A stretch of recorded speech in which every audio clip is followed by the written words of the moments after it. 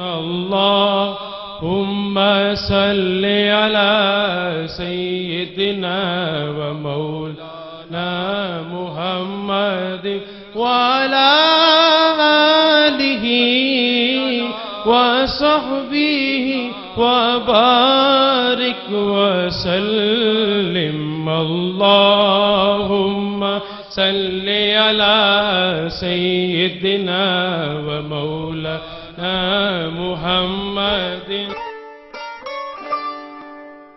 تحریک منہاج القرآن فروغ عشق مصطفیٰ صلی اللہ علیہ وآلہ وسلم اور ربط رسالت کی بحالی کی تحریک ہے. تحریک نے اپنی 25 سالہ جد و جہد میں وطن عزیز اور پوری اسلامی دنیا میں ربط رسالت کے استحکام کے لیے بے شمار خدمات سر انجام دی ہیں جو کہ ہمہ جہت حیثیت رکھتی ہیں.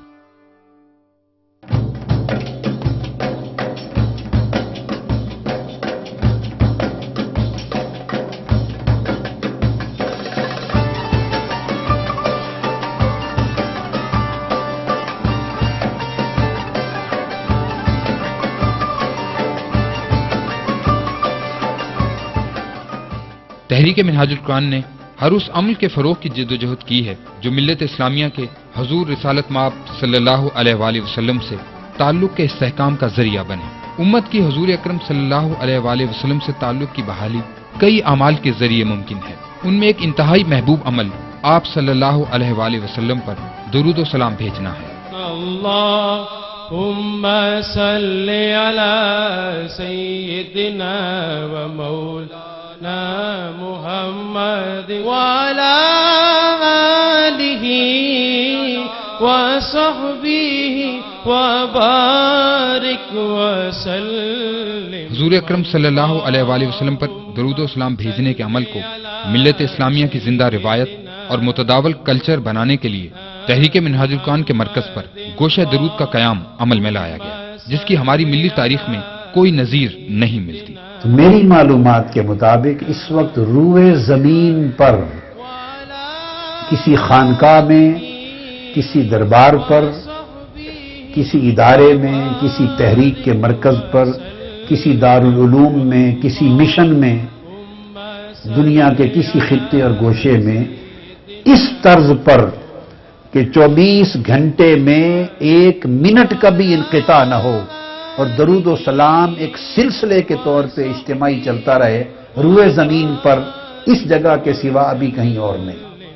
لہذا گوشہ درود و سلام کا قیام تحریک منہاج القرآن کی علل اعلان قبولیت ہے. تو لوگ آپ اپنا عہد کریں، زندگی میں 10 دن ہیں، ایک دستہ 10 دن کے لیے آتا ہے اور 24 گھنٹے درود و سلام میں وہ شریک ہوتا ہے. 3 حصے 8-8 گھنٹے کے بن جاتے ہیں. حضور کے درود پاک کا جو مین حال یہ وہ جگہ ہے جہاں آپ بیٹھے ہیں یہاں بنے گا. تو جو حال ہوگا وہ حضور کے درود کے نام پر منسوب ہوگا اور جو مینار ہوگا وہ حضور کے سلام کے نام پر منسوب ہوگا. تو یہ اس کی شکل ہے، یہ مولانا روم کے کونیا کی شکل ہے جو یہاں تعمیر ہوگی. یہ کوئی 85-88 فٹ اونچا گوشہ درود و سلام تعمیر ہوگا. پھر جب تعمیر ہو جائے گا تو آپ درود و سلام یہاں اس کے اندر پڑھا کریں گے.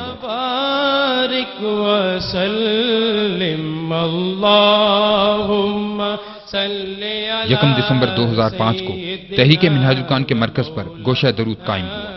عالمگیر سطح پر قربت رسالت مآب کے حصول اور نسبت رسول صلی اللہ علیہ وآلہ وسلم کو مستحکم کرنے کے لیے شیخ الاسلام ڈاکٹر محمد طاہر القادری کا یہ قدم ایک منفرد حیثیت کہانی ہے.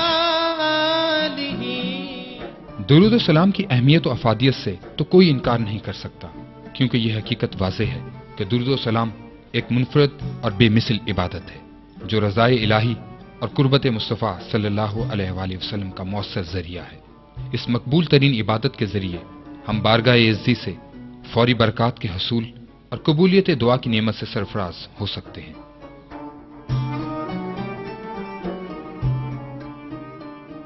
تو آقا علیہ السلام پر درود و سلام پڑھنے سے حضور کی بارگاہ میں قربت نصیب ہوتی ہے، حضور کی بارگاہ سے ربط و تعلق نصیب ہوتا ہے، نسبت محمدی پختہ ہوتی ہے.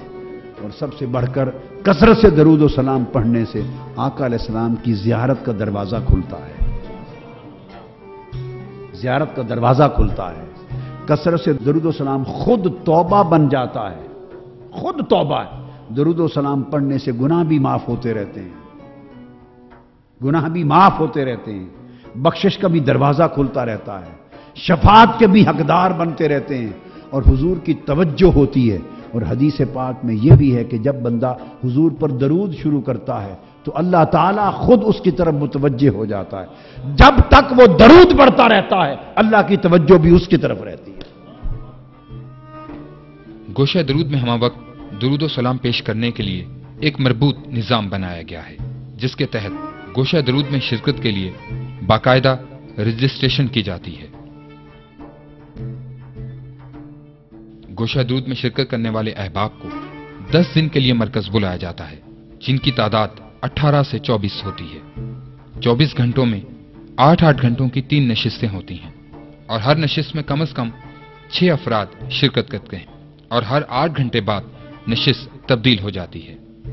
گوشہ درود میں شرکت کرنے والے افراد روزے سے ہوتے ہیں۔ ان کی سحری اور افطاری کا انتظام گوشہ درود کی انتظامیہ کرتی ہے۔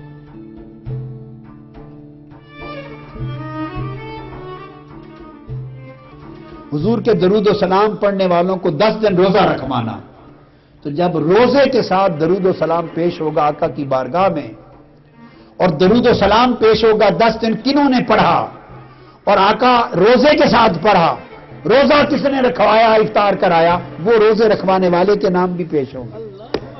آپ پر درود و سلام پڑھ رہے ہیں، روزے کے ساتھ پڑھ رہے ہیں، اور سحر و افطار کا خرچہ فلاں لوگ کر رہے ہیں۔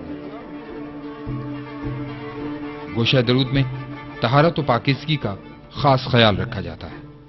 گوشہ درود میں شرکت کرنے والوں کے لیے مخصوص طرز کا عربی لباس بھی تیار کیا گیا ہے۔ گوشہ درود میں شرکت کرنے والے احباب کو اسناد بھی دی جاتی ہیں۔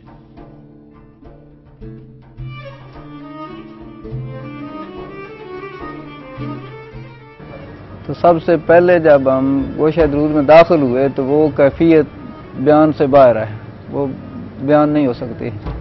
تو اس وقت اتنا روحانی کیف اور سرور نصیب ہوا کہ من کی کیفیت آنکھوں سے چھلک پڑی۔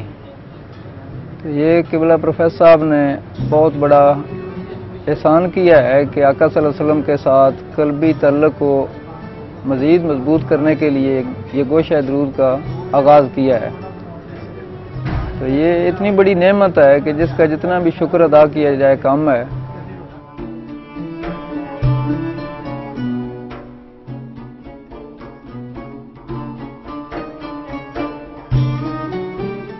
گوشہ درود میں شرکت کے خواہش مند افراد اپنے کوائف ویب سائٹ، فون یا ڈاک کے ذریعے مرکز کو ارسال کر سکتے ہیں۔ 10 دن موتقف ہونے کے بعد جب قائد محترم